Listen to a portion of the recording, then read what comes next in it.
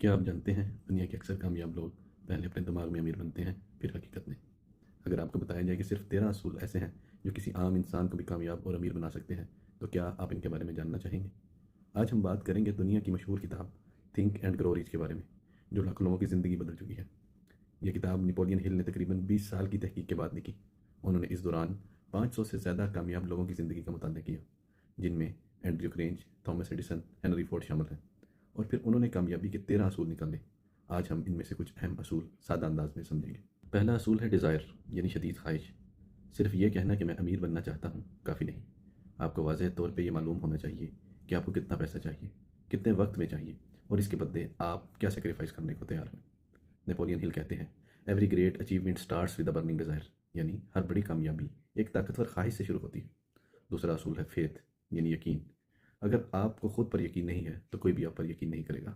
دماغ میں بار بار اپنے گولز کو امیجن کرنا آپ کے لاشعور کو پروگرام کرتا ہے، اسی لیے کامیاب لوگ ویژولائزیشن کرتے ہیں، پازیٹیو افرمیشنز کا استعمال کرتے ہیں۔ آٹو سجیشن کا مطلب ہے اپنے دماغ کو بار بار وہی پیغام دینا جو آپ حاصل کرنا چاہتے ہیں۔ مثال کے طور پہ روز صبح اپنے آپ سے کہیں میں کامیاب ہوں گا، میں اپنی فائنینشیل فریڈم حاصل کروں گا۔ آہستہ آہستہ یہ باتیں آپ کے سب کانشیس مائنڈ کا حصہ بن جاتی ہیں۔ نیپولین ہل کہتے ہیں عام نالج اتنی پاورفل نہیں ہوتی جتنی اسپیشلائزڈ نالج ہوتی ہے، یعنی کسی ایک اسکل میں ایکسپرٹ بنے۔ آج کے دور میں پروگرامنگ، ڈیجیٹل مارکیٹنگ، اے آئی، بزنس اسکلز، جو لوگ کسی اسکل میں عبور حاصل کرتے ہیں وہی فائنینشلی گرو کرتے ہیں۔